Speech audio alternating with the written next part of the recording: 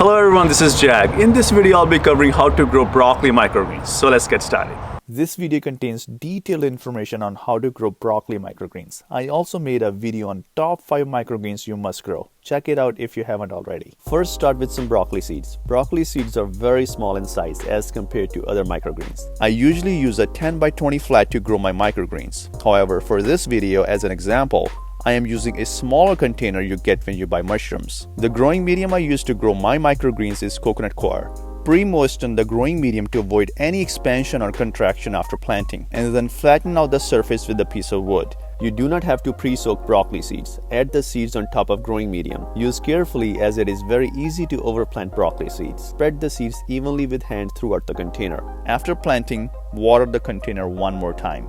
Do not top the seeds with soil. Just place another container on top to black out the seeds and put some weight on top. It is very important to add weight on top of broccoli seeds so that the roots penetrate deep into the soil and the microgreens develop straight and tall. Broccoli microgreens will not grow well without added weight on top. After 3 days, uncover the container and the broccoli seeds have developed shoots. The shoots are yellow because of lack of sunlight, while there are some green shoots around the edges because these got some light. Keep watering every other day with the spray bottle. After another 2 days, the shoots are about an inch tall. The container is growing very evenly and there is absolutely no mold in this container. The shoots are looking very healthy, and it is all because of coconut coir that retains moisture and absorbs any extra water and in turn prevents mold from growing. Place the container near an airflow or a draft from AC or heat vent. Proper airflow prevents mold as well. After another 2 days, the shoots are about 2 inches tall.